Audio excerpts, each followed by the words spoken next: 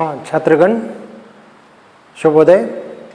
पिछले अंतर में बिहारी के दोहे के संबंध में कुल 8 दोहों में 4 दोहों का विश्लेषण किया गया। तो इसमें 1 से 4 दोहे जो बताए गए, बाकी के इस पाठ भाग 2 यहाँ पे भाग 2 का विश्लेषण इस अंतर में देखेंगे, जिसमें बिहारी के दोहों के संबंधित दोहा नंबर 5, दोहा नंबर 6, दोहा नंबर 7, दोहा नंबर 8 में बिहारी के दोहे के संबंध में कुल 8 दोहे।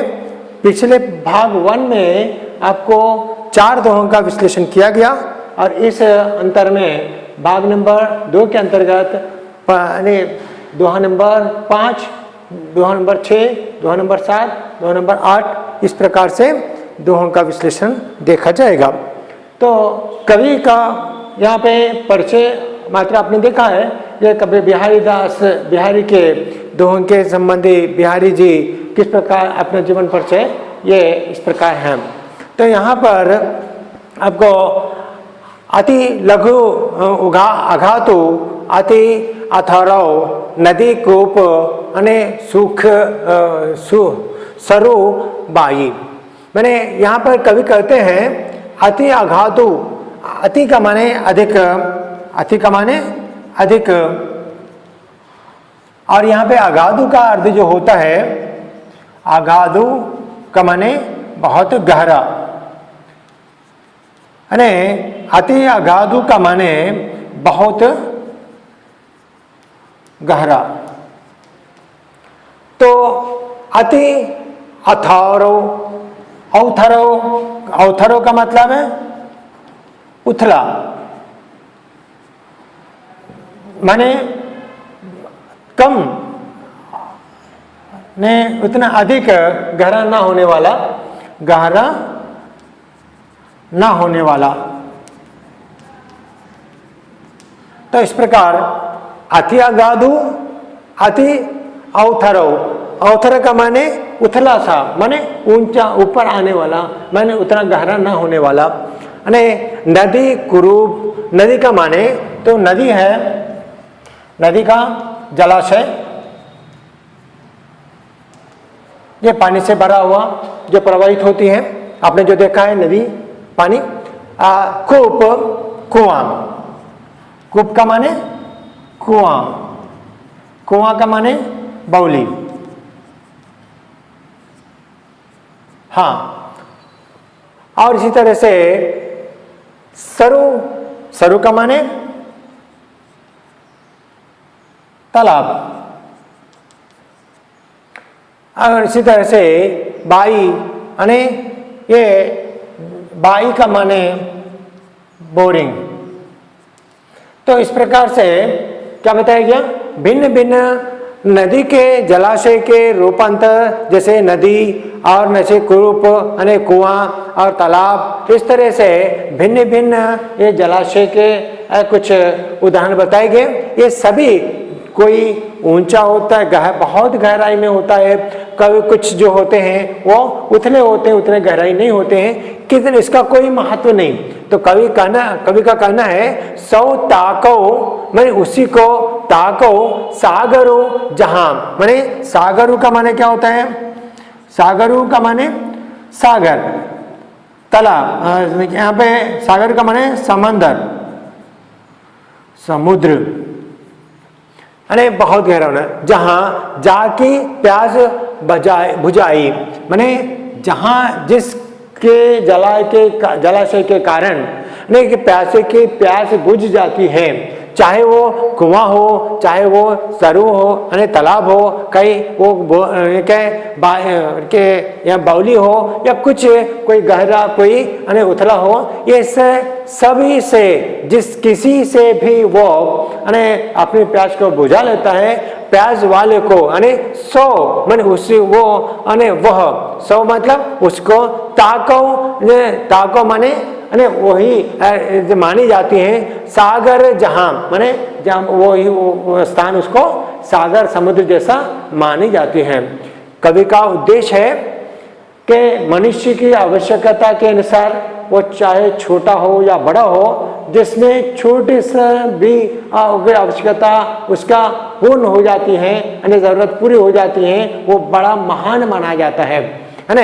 कहने का मतलब उद्देश्य है यहाँ पे पानी के संबंध में कभी एक प्यासे के प्यास बुझाने वाले यानी जो भी यानी जलाशय जैसे नदी, कुआं, बावली जो भी होता है, तो वो उसके लिए क्या है, बड़ा महान माना जाता है। मैंने आवश्यकता के अनुसार छोटी सी चीज भी बड़ा महत्वपूर्ण लगती है। इस प्रकार कभी कहना चाहते हैं कि प्यासे के जिस वस्तु से, जिस स्थान से एक प्यासे की प्यास बुझने लगती है, मैंने अपनी आवश्यकता पूरी होती है, तो उसको वह बड़ा महान लगता है, माने समुद्र जैसा, सागर जैसा लगता है। यहाँ पे इसमें क्या बताया कि मैंने छोटे वस्तु अपने जो आवश्यकता के अनुसार जो पूरा करते हैं, तो वो उसका महत्व रखा गया। दूसरे के अंतर्गत बढ़त बढ़त यानी संपत्ति यानी सलीलु, माने सलील का माने क्या हुआ, सलील का माने पानी, सलीलु का माने पानी। जिसमें क्या बताया गया, बढ़त बढ़त जैसा बढ़ते जाता है, पानी बढ़ता जाता है, मन सरोजु मन सरोज, सरोजु का माने क्या है, सरोजु का माने कमल, पुष्प, पुष्प का मन जो जिस तरह से बढ़ी जाई वो बढ़ने लगता है, माने उसकी नाली जैसे जैसे पानी बढ़ता जाता है जलाशय के अंतर्गत, यानी जो कमल का पुष्प जो होता है वो जलाशय में, तालाबों में होता है, तो इसके अंतर्गत जितना जितना पानी बढ़ता जाता है, तो उसके अंतर्गत उसकी नाली यानी उसके पत्ते, उसके डालियां जो होती हैं, उसका बढ़ता जाता है ना।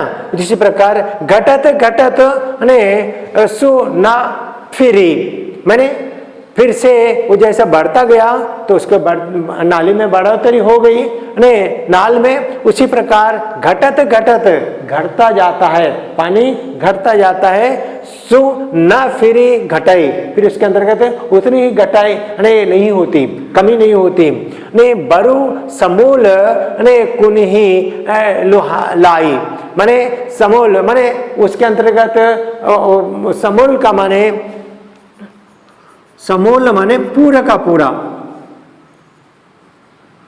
पूरा सा माने कंप्लीटली, यानी यहाँ पे क्या होता है, यानी कुन्ही लाई, कुन्ही लाई मतलब वो सूख जाता है, माने अपने आप को यानी निछावर कर देता है, यानी पूरा यानी समाप्त हो जाता है, उसका जीवन जो है समाप्त कर देना व्यर्थ होता है। माने वो अपने जैसे मनुष्य के अंतर्गत भी क्या होता है, यानी धन संपत्ति बढ़ जाती है तो उसके अंतर्गत इच्छाएं यानी भावनाएं बढ़ती जाती हैं, जैसे संपत्ति घटती जाती है उसकी इच्छाएं फिर से कम नहीं होती हैं, वो अपने आप को यानी क्या होता है कि अपने जीवन को नश्वर करता है, माने वो मुक्त पा जाता है, छूट जाता है, लेकिन उसकी इच्छाएं उससे छूट नहीं पाते, अपने जीवन को व्यर्थ माने जाता है। माने कहने का इसमें कवि का उद्देश्य क्या बताया जा रहा है, संदेश क्या दिया जा रहा है, जैसा जलाशय में रहने वाला कमल का पुष्प में पानी बढ़ता जाता है, बढ़ते बढ़ते समेल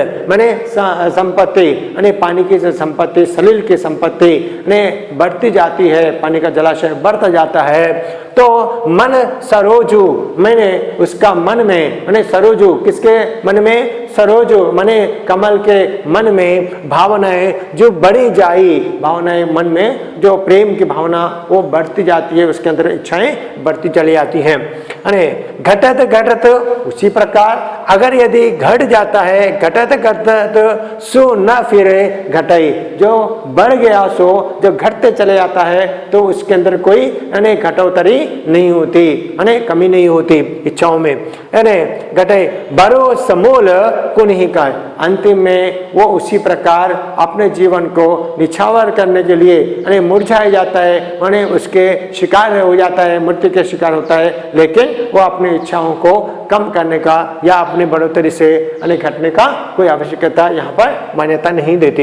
इससे यानी कवि कहना चाहते हैं कि मनुष्य के जीवन में यानी धन संपत्ति यदि बढ़ती जाती हैं तो उसकी इच्छाएं बढ़ती हैं, अगर उसकी संपत्ति घट जाती है कुछ समय के बाद उसके अंदर कोई घटोती कम संपत्ति कम हो जाती है, तभी उसकी इच्छाएं कम नहीं होती हैं, बल्कि उसको पूर्ण करने के लिए वो अपने जीवन को निछावर कर कर अंतिम में वो अपने जीवन से ही मुक्त हो जाता है, मैंने छूट जाता है, लेकिन अपनी इच्छाओं को पूरा नहीं बड़ा छोटा नहीं कर सकता इच्छाएं।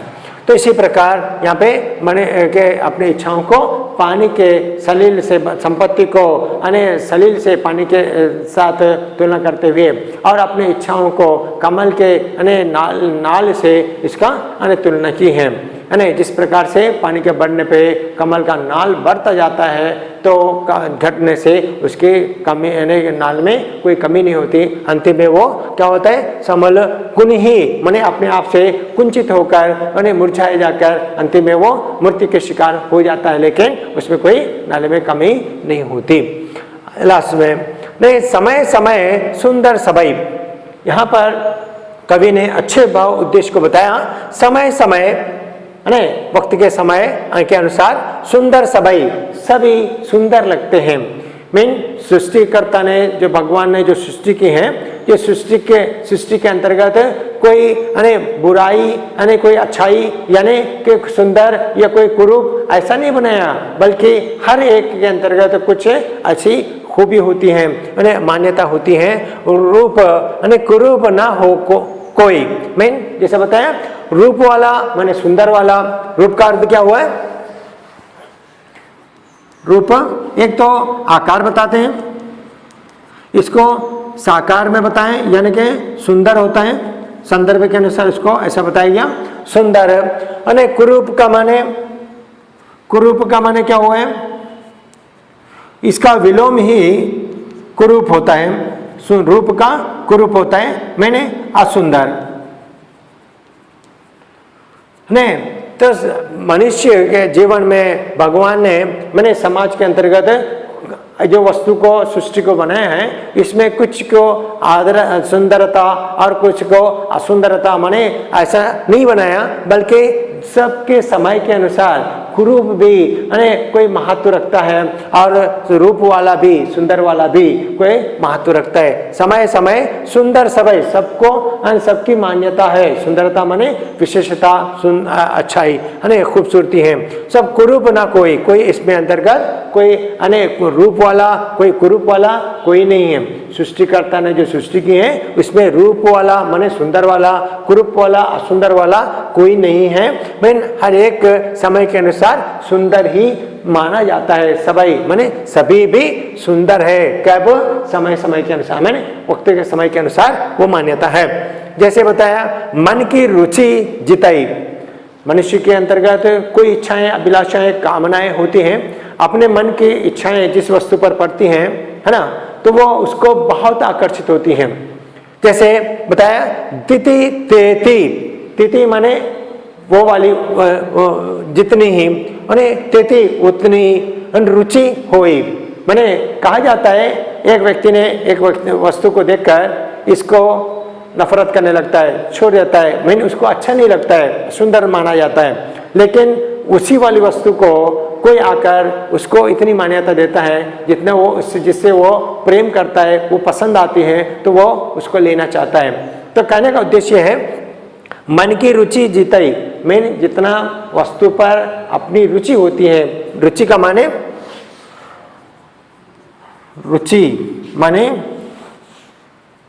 ध्यान का होना या रुचि का माने इच्छा का होना, पसंद।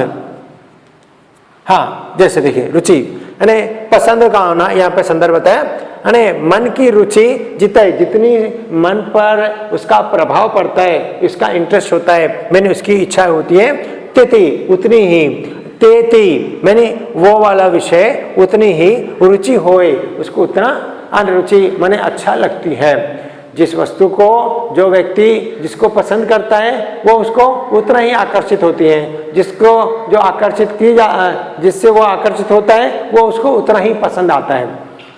कोई वस्तु यहाँ पर कोई व्यर्थ नहीं है, बल्कि कोई मान्यता, इसमें कोई अमान्यता है तो नहीं। किसी को जो चीज़ पसंद आती है, किसी को जो पसंद नहीं आती है, तो जिसमें जो पसंद आया तो वो इच्छा रखता है तो उसको बहुत आकर्षित करने लगती है। Mean nobody, everybody, and everything is created by God, and everything is having a certain speciality. Mean जिसको जो मान्यता है वो उसको आकर्षित करती हैं, आवश्यकता के अनुसार, समय के अनुसार हर चीज़ लोगों से आकर्षित करने योग्य होती है। किसी को जो होता है वो जो काला रंग पसंद आता है, तो किसी को सफ़ेद रंग पसंद आता है, तो काले वाले को सफ़ेद नहीं पसंद नहीं आता है, सफ़ेद वाले को काला पसंद नहीं आता है। लेकिन पसंद आने की इच्छा के अनुसार वो अपने अपनी इच्छाओं को पूरा करने के लिए उसी को मान्यता देता है। तो यहाँ पर क्या बताया, इस दोहे के अनुसार, दोहे में कवि का उद्देश्य भावना क्या बताया जाता है, समय समय के अनुसार, माने समय के अनुसार भगवान ने जो कुछ सृष्टि की है, इस सृष्टि के अनुसार संदर्भ के अनुसार उसको मान्यता होने लगती है। इसमें कोई किसी वस्तु को कोई मान्यता नहीं होने का संदर्भ नहीं है। मन की, जैसे बताया, मन की रुचि जिताई, मैं जिस वस्तु पर जिसके मन में भावना, रुचि, अभिलाषा, इच्छा, कामना होती है, उसके उतना ही उसके लिए मन पर प्रभावित होती हैं, वो उसको आकर्षित करने योग्य होती हैं। मैंने everything, everybody is nothing but, यहाँ पे क्या होता है कि हर किसी की कोई ये don't estimate to anybody as a fool, कभी किसी को कम अंदाज नहीं करनी चाहिए। जो हर क्षेत्र के अंतर्गत वो प्रतिभा नहीं रखता है, वो जो विशेष महत्व रखता है एक प्रतिभा में, तो दूसरे प्रतिभा में नहीं रख सकता है, वो प्रतिभा के अनुसार उसको मान्यता मिल जाती है। जैसे अच्छा लिखने वाला पढ़ नहीं सकता है, ले इसकी कोई मान्यता नहीं है पढ़ाई में, लेकिन लिखने वाला जो होता है पढ़ाई के माध्यम से, लिखावट में अगर प्रतियोगिता रखी गई, ने पढ़ नहीं सकने वाला लिखावट में अच्छा सुंदर लिख सकता है, तो लिखावट में उसकी मान्यता होती है, उसकी प्रशंसा होती है। कहने का उद्देश्य है तो यहाँ पर दोनों के अंदर समाज में समान रूप धारण होती है, संदर्भ के अनुसार उसकी मान्यता मिलने लगती है। जैसे अंतिम में या अनुरागी चित्त की, अनुरागी या माने प्रेम,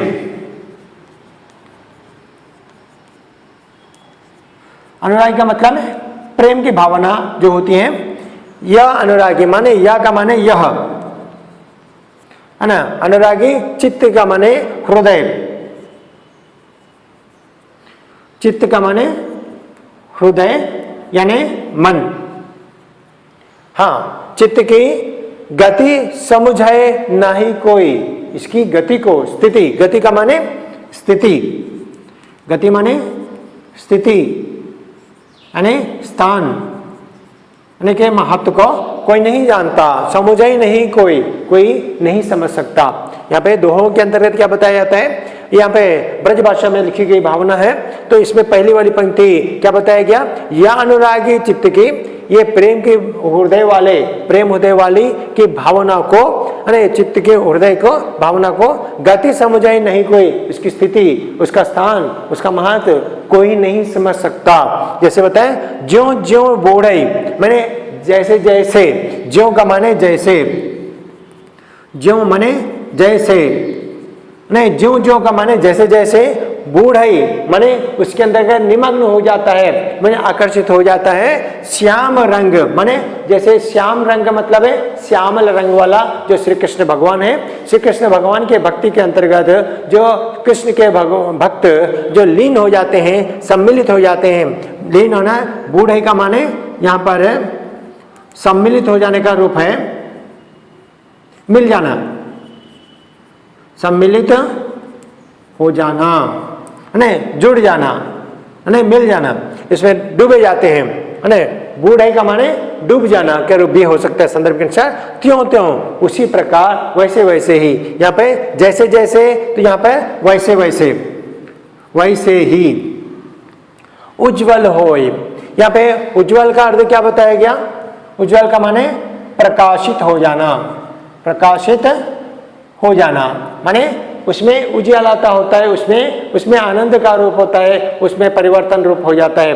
माने अंतिम में इस दोहे में बिहारी लाल का माने उद्देश्य क्या है कि यह अनुरागी चित्त की हर एक मन के अंतर्गत कोई अनुराग प्रेम की भावना इच्छा होती है। ये मन इच्छा कौन सी गति समझाई नहीं कोई, उसके मन में होने वाली भावनाओं को, इच्छाओं को, आकांक्षाओं को कोई नहीं समझ सकता, समझने वाला ही समझ सकता है वो कैसी भावना है। जैसे बताएं, जैसे जैसे ज्यों ज्यों बूढ़े श्यामल रंग वाले श्री कृष्ण के भक्ति के भावना के अंदर प्रेम के अंतर्गत उसके प्रेमी जैसे जैसे डूबने लगते हैं, माने डूबने लगते हैं, माने आकर्षित हो जाते हैं, स्पर्शित होने लगते हैं या सम्मिलित हो जाते हैं, त्यों त्यों उज्जवल हुई उतना सा उसके अंतर्गत परिवर्तन, उसमें उतना सा प्रकाश, उसमें उन्नति प्रगति होने लगती है, उसमें उतना सा उसको मजा आने लगता है। कहने का उद्देश्य यह है कि यहाँ पर चित्त श्री कृष्ण के भक्ति भावना में एक भक्त की भावना कैसे सम्मिलित होती है कि भगवान के प्रति, और इसके अंतर्गत उसके अंदर कैसा आनंद मिलने लगता है, इसकी भावना को यहाँ पर इन्होंने भगवान बिहारी लाल ने इसका वर्णन किया है। इस प्रकार बिहारी के दोहे के संबंध में जो कुल योग कितने दोहे बताए गए, 8 दोहे हैं। 8 दोहों के अंतर्गत पिछले भाग 1 के अंतर्गत बिहारी के दोहे के संबंध में 4 दोहों का विश्लेषण किया गया, और भाग 2 के अंतर्गत 4 दोहों का मैंने दोहा नंबर 5, दोहा नंबर 6, दोहा नंबर 7, दोहा नंबर 8, इस प्रकार 5 से 8 के दोहों का यहाँ पर विश्लेषण किया गया। और यहाँ पर पहले भाग के अंतर्गत कवि परिचय के संबंध में परिचय दिया गया। जैसे कवि बिहारी लाल कौन है, बिहारी लाल से लिखे बिहारी दोहे बिहारी लाल जी से लिखे गए, और इसी संबंध में बिहारी लाल जो है उत्तर प्रदेश के निवासी हैं। आर्यवाला का जो जन्म हुआ है 1603 में हुआ, और उनकी जो मृत्यु हुई 1600 कितने बताए 1664 में बताया। मेन कुल उनका जीवन कालावधि 61 वर्ष बताई गई, और 61 वर्षों के अंतर्गत इन्होंने हिंदी साहित्य की अपार सेवा की है। जो इसके सेवा के अंतर्गत इन्होंने भक्ति प्रेम नीति और श्रृंगार के संबंधी रचनाएं की हैं, लेकिन ये अधिकतर इन्होंने रीति काल के सुप्रसिद्ध कवि यानी लोकप्रिय कवि थे, और यहाँ पर प्रतिनिधि कवि के रूप में भी माने जाते हैं। और इनका जो जन्म हुआ है वो कहाँ पर, गोविंदपुर नामक गांव में हुआ है, जो ग्वालियर के पास में निकट है। और इसी संबंधी आपके पिता जो है केशव राय जी हैं, और केशव राय जी के वो सुपुत्र थे। और इसी प्रकार इनसे जो लिखी गई भाषा जो होती है, रचना की भाषा, ये ब्रज भाषा है। ये ब्रज भाषा के अंतर्गत इन्होंने अपनी रचना जो लिखी गई वो साहित्य यानी बिहारी सतसई। ये सतसई का माने 700 दोहे होते हैं। इन 700 दोहों के अंतर्गत लिखी जाने वाली रचना सतसई कही जाती है, लेकिन बिहार से लिखी गई सतसई के अंतर्गत 713 दोहे यहाँ पर प्रचलित की गई, सम्मिलित हैं, जुड़े हुए हैं। और इस प्रकार से इनसे लिखी गई दोहों के अंतर्गत किस प्रकार प्रेम और भक्ति नीति और श्रृंगार के संबंधी भावना है। अधिकतर भावना इनसे क्यों सी गई, श्रृंगार के संबंधी अधिक भावना का मान्यता रखने मात्र से इनको श्रृंगारिक कवि के रूप में भी हिंदी साहित्य में माना जाता है, प्रतीत होते हैं। और आपसे लिखी गई एक एक रचना जो दोहा जो होता है वो हिंदी साहित्य में एक एक अमूल्य जिसका कोई मूल्य नहीं चुकाया जाता है, अमूल्य माने बहुत मान्यता रखने वाला यहाँ पे रत्न के समान यहाँ पे तुलना की गई है। और इस प्रकार आप जो होते हैं माने बिहारी लाल जयपुर के राजा नरेश जयसिंह जी के दरबारी कवि थे। इस प्रकार इन्होंने इस दरबार के अंतर्गत दरबारी कवि के रूप में इन्हें बहुत यश पाया है, अच्छा संपत्ति को इन्होंने अपनाया है। यहाँ पे इस प्रकार उनका जीवन यापन जो हुआ है 61 वर्ष के अंदर 1964 के अंतर्गत इसकी मृत्यु हो गई। इस प्रकार इन्होंने अपने दोहों के जो पहले विश्लेषण किया गया, इस प्रकार इसका विश्लेषण किया गया है। ये इस प्रकार बिहारी के दोहे का समापन हो जाता है। धन्यवाद।